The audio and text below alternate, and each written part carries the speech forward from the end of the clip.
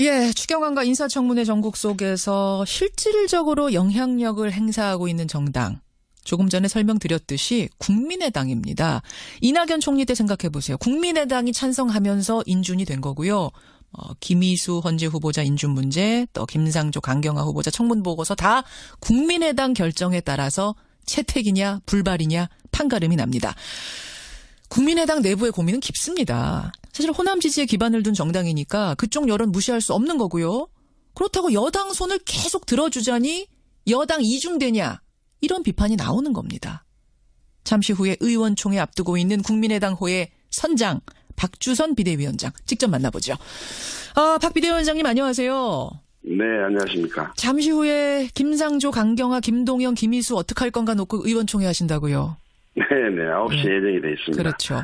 청와대는 낙마 사유가 한 명도 없다. 다 합격이다. 여당도 그렇게 얘기하고 있는데 어떤 기류입니까? 굉장히 국민을 우롱하고 지금 정권 출범 한 달도 채 안 된 상황에서 예. 그렇게 겸손한 권력을 운영하겠다는 대통령의 의지가 지금 상당히 훼손이 되고 손상이 됐다고 봐요.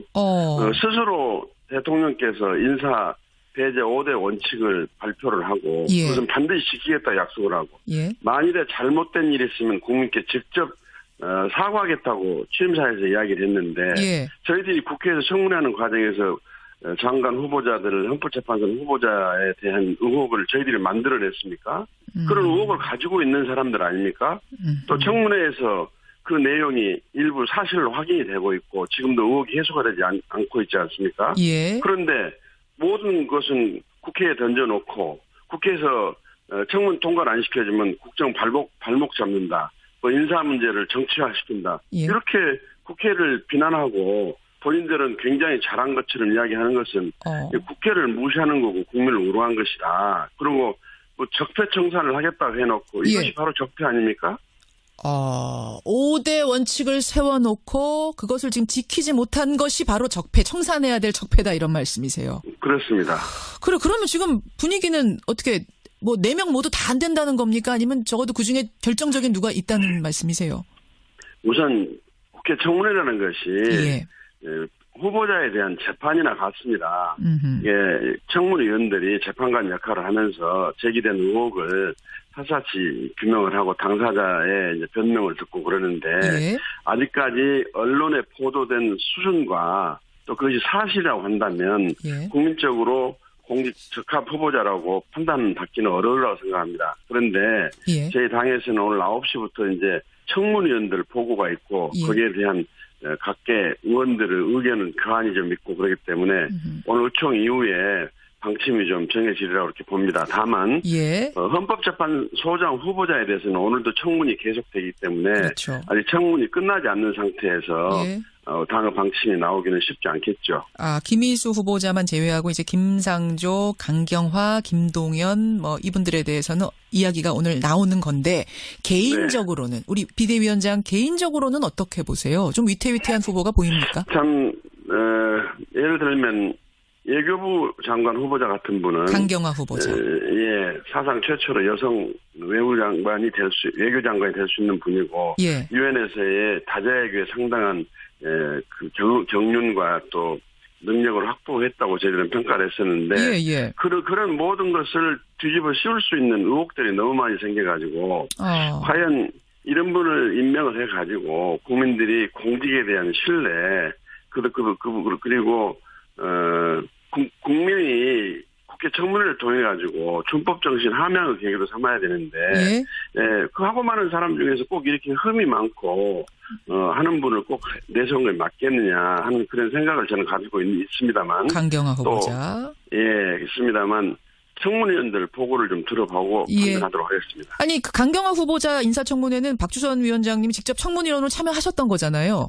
저 청문회 참석했는데요. 저는 이제 또 당 대표직을 수행하고 있기 때문에 제가 규명해야 할 부분은 규명을 하고 전체의 그 청문위원들이 지금 질문하고 또 그 답변한 내용을 아직 제가 좀 소상히 파악을 못하고 있습니다. 개인적으로는 강경화 후보자 이 정도 수준이면 좀 어렵지 않겠는가라는 생각을 갖고 계신다는 말씀이에요. 네, 지금 현재 보도 내용을 전제로 한다면 그런 생각을 갖고 있습니다. 근데 어제 여기 이것저것 다 해명을 좀 했고 죄송하다고 사과도 했고 외교적 역량에 대해서는 자신감 보였고 그렇기 때문에 여당은 이 정도면은 과거 정권 비해서 낙마 사유 안 된다 이렇게 이야기를 하던데요.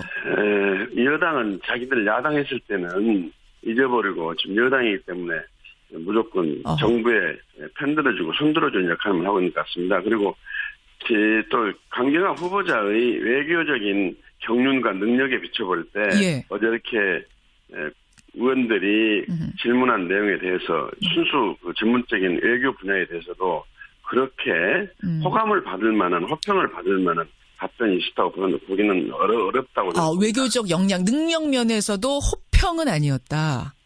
사드 문제라든지 비핵과 관련된 문제라든지 예. 미중 간의 외교적인 마찰과 견제의 틈바구니 속에서의 한국 외교의 나갈 방향과 알겠습니다. 전략 이런 등등에 대해서는 알겠습니다. 뭐 아직 파악을 못했다는 이유로 전부 넘기더라고요. 예, 강경화 후보자가 제일 좀 개인적으로는 위태위태하다. 그나저나 김상조 후보자 인사청문 보고서 채택 문제 원래대로라면은 한참 지금 시한이 지났어요. 국민의당이 입장을 못 정해가지고 계속 연기가 되고 있는데 오늘 함께 논의하시죠. 네네. 어떤 입장이세요? 그 부분에 김상조 후보자에 대해서는. 그러니까 뭐 의원 개개인의 의견이 좀 다르고 그러기 때문에 예. 공당으로서의 통일된 확고한 당론을 정한 것은 아니지만 예. 대충의 방침은 정하도록 오늘 토의 결과를 보고 말씀드릴게요. 분위기는 어떤가요? 지금까지 기류는? 뭐 각자 견해가 좀 다른 것 같기도 합니다. 부딪힙니까? 뭐 일정한 부분으로 해소가 됐다. 또 어느 부분은 뭐 잘못해놓고 잘못했다고 사과만 해버리면 모든 것이 용서되는 그런 공직 풍토의 앞으로 운영은 문제가 있지 않느냐. 그렇다면 국민의 준법 정신을 함양하고 모범이 되는 국민의 공복을 뽑는 청문 절차의 의미가 무슨 의미가 있느냐 이런 회의론도 제기되고 그렇기 때문에 팽팽한 상황. 예. 네, 종합해서 판단하도록 하겠습니다. 저는 이번 김상조 후보자에 대한 결론이 계속 이제 미뤄지는 거 보면서 지금 방금 전에도 이견이 많다고 말씀하셨잖아요. 그 모습 보면서 야 국민의당이 정말 고심이 깊구나.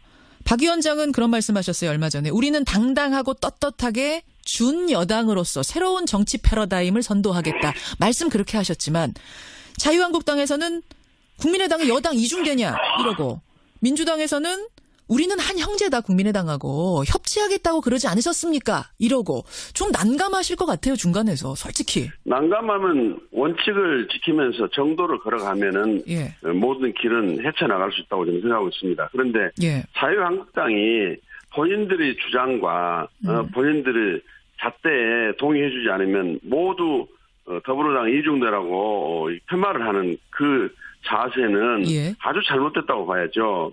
과거 기득권 거대 양당 체제 하에서의 좀 군림하는 자세, 이건 도저히 용서할 수가 없습니다.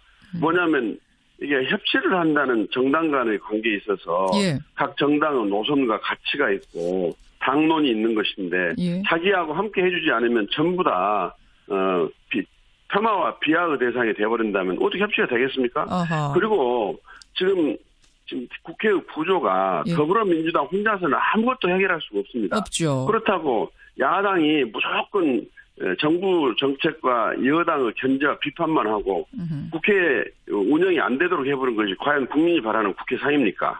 저희들은 원래 야당이기 때문에 야당으로서의 본연의 임무를 수행하면서 여당이 해야 될 다른 길을 가고 옳은 길을 간다면 그것도 마다할 이유가 없지 않느냐. 그래서 사실상 저희들이 여당의 손을 들어주지 않으면 여당의 역할은 불가능하기 때문에 준 여당의 역할이라는 소리를 듣더라도 케이스 바이 케이스로 역할을 제대로 독특하게 독자적인 판단과 가치를 가지고 돕기도 하고 비판과 견제도 하겠다 이런 취지의 말씀을 드린 겁니다. 그런 의미에서 준 여당이라고 하신 건데 이제 자유한국당에서는 어떤 얘기까지 나왔냐면 사쿠라 정당 이런 얘기까지 사실은 원색적인 비난까지 막 나오더라고요. 그러니까 국민들이 그런 주장에 동의를 하시겠습니까? 알겠습니다. 지금 아직 적폐 또는 국정농단과 관련해가지고 많은 책임을 지고 있는 자유한국당이 성찰과 반성은커녕 자기 기준대로 자기 주장대로 따라주지 않으면 모든 걸 적으로 돌리는 논거도 없고 도저히 동의할 수 없는 그 주장을 하는 것은 참 안타깝고 아쉽습니다. 알겠습니다. 박지원 전 대표가요. 새 후보자 모두 통과됐으면 좋겠다. 어제 청문회 보고 모두 통과됐으면 좋겠다 이런 얘기를 하시고 굉장히 좀 적극적인 입장을 내셨더라고요. 이건 어떻게 생각하세요? 글쎄요. 국회의원들이 각각 개개인의 의견을 낼 수는 있겠지만 당에서 의원총회를 해가지고 의견을 모으는 절차가 아직 마련되지도 않았는데 개인 의견을 밖으로 내는 것이 과연 우리 현재 국민당이 처하고 있는 상황 속에서 바람직한 것인지 생각할 점이 있다고 생각이 되고요. 그리고 청문회가 지금 진행도 되지도 않은 상태에서 언론에 제기된 의혹을 가지고 무슨 근거로 판단해서 의혹이 해소가 됐다는 이 정도 의혹은 문제가 안 된다느니 이렇게 말씀하신 것인지 저로서는 좀 이해가 안 되는 부분이 좀 있습니다. 아, 그렇군요. 아니, 박지원 전 대표의 이제 그 워딩들이 워낙 화제가 돼서 제가 잠깐 질문을 드렸는데 문모닝이었다가 이제 문센큐 문연정으로 가는 거 아니냐 이런 이야기들이 나와요. 지금 이제 국민의당의 분위기가 혹시 그렇게 흘러가고 있습니까? 전혀 그런 일은 있을 수가 없습니다. 아닙니까? 작년 4월달 20대 총선에서는 국민이 다당제에 의한 협치 국회 운영을 명령하셨는데 어느 한 사람 또는 특정 세력이 인위적으로 이 구도를 깨뜨리고 과거 기득권 양당 병폐 정치체제로 되돌린다는 것은 국민이 우선 동의할 수 없고 국민의당 배신입니다. 저희들은 현재의 협치 구도 속에서 얼마든지 새 정치를 하면서 여당은 여당 역할을 할 수 있도록 해주고 야당이 야당으로서의 본연의 기능을 할 수 있는 그런 역할을 모색하고 있습니다. 역시 자강론 지금 말씀하셨어요. 지금 여기저기서 나오는 연대 합당 이런 이야기 지금 강하게 부정하는 말씀. 오늘 여기까지 말씀 듣도록 하겠습니다. 고맙습니다. 네, 감사합니다. 이제 9시부터 의원총회 엽니다. 국민의당 호의 선장 박주선 비대위원장이었습니다. 그것은 국회에 던져놓고 국회에서 청문 통과를 안 시켜주면 국정 발목 잡는다. 인사 문제를 정치화시킨다. 이렇게 국회를 비난하고 본인들은 굉장히 잘한 것처럼 이야기하는 것은 국회를 무시하는 거고 국민을 우롱한 것이다. 그리고 적폐청산을 하겠다고 해놓고 이것이 바로 적폐 아닙니까?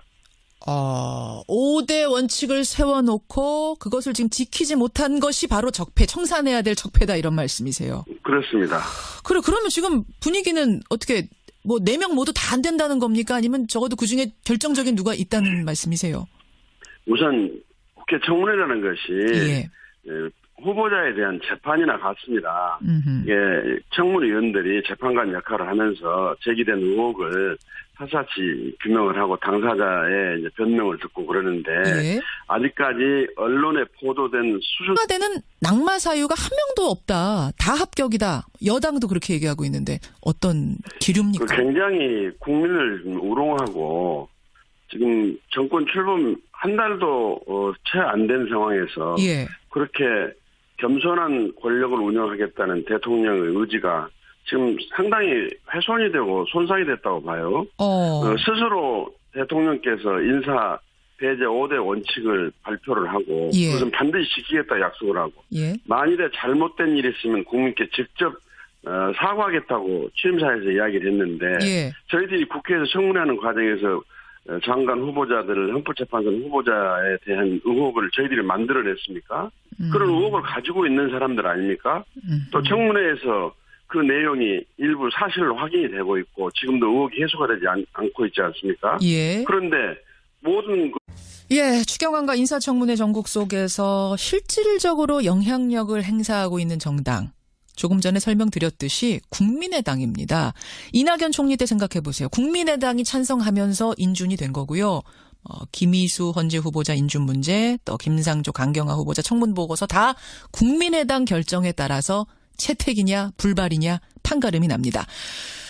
국민의당 내부의 고민은 깊습니다. 사실 호남 지지에 기반을 둔 정당이니까 그쪽 여론 무시할 수 없는 거고요. 그렇다고 여당 손을 계속 들어주자니 여당 이중되냐 이런 비판이 나오는 겁니다. 잠시 후에 의원총회 앞두고 있는 국민의당 호의 선장 박주선 비대위원장 직접 만나보죠. 박 비대위원장님 안녕하세요. 네, 안녕하십니까. 잠시 후에 김상조, 강경화, 김동연, 김희수 어떻게 할 건가 놓고 의원총회 하신다고요. 네네, 9시에 예. 예정이 돼 있습니다. 그렇죠. 예. 유엔에서의 다자애교에 상당한 그 경륜과 또 능력을 확보했다고 저희들은 평가를 했었는데 예. 그런 모든 것을 뒤집어 씌울 수 있는 의혹들이 너무 많이 생겨가지고 과연 이런 분을 임명을 해가지고 국민들이 공직에 대한 신뢰 그리고 국민이 국회 청문회를 통해 가지고 준법 정신 함양을 계기로 삼아야 되는데 그 하고 많은 사람 중에서 꼭 이렇게 흠이 많고 하는 분을 꼭 내세운 게 맞겠느냐 하는 그런 생각을 저는 가지고 있습니다만 강경화 후보자 있습니다만 청문위원들 보고를 좀 들어보고 판단하도록 하겠습니다. 아니 그 강경화 후보자 인사청문회는 박주선 위원장님이 직접 청문위원으로 참여하셨던 거잖아요. 저 청문회 참석했는데요. 저는 이제 또 당 대표직을 수행하고 있기 때문에 제가 규명해야 할 부분은 규명을 하고 전층과 또 그것이 사실이라고 한다면 국민적으로 공직 적합 후보자라고 판단받기는 어려우라고 생각합니다. 그런데 저희 당에서는 오늘 9시부터 이제 청문위원들 보고가 있고 거기에 대한 각계 의원들의 의견은 교환이 좀 있고 그렇기 때문에 오늘 의총 이후에 방침이 좀 정해지리라고 이렇게 봅니다. 다만 헌법재판소장 후보자에 대해서는 오늘도 청문이 계속되기 때문에 아직 청문이 끝나지 않는 상태에서 당의 방침이 나오기는 쉽지 않겠죠. 김희수 후보자만 제외하고 이제 김상조, 강경화, 김동연 이분들에 대해서는 이야기가 오늘 나오는 건데 개인적으로는 우리 비대위원장 개인적으로는 어떻게 보세요? 좀 위태위태한 후보가 보입니까? 참 예를 들면 외교부 장관 후보자 같은 분은 강경화 후보자. 사상 최초로 여성 외교장관이 될 수 있는 분이고